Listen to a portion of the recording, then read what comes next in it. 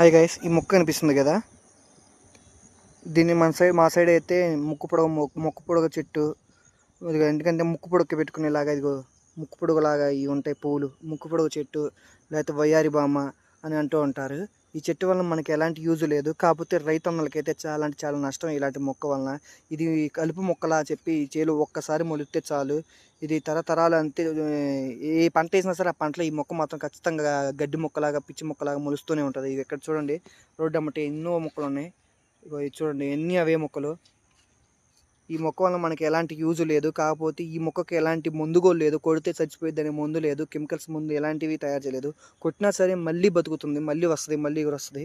దీనికి ఇలాంటి కనిపిస్తుంది సార్ ఫ్రెండ్స్, దీన్ని వయ్యారి బామ్మ లేకపోతే ఏమో ముక్కు పొడవు చెట్టు అని అంటూ ఉంటాం మనము.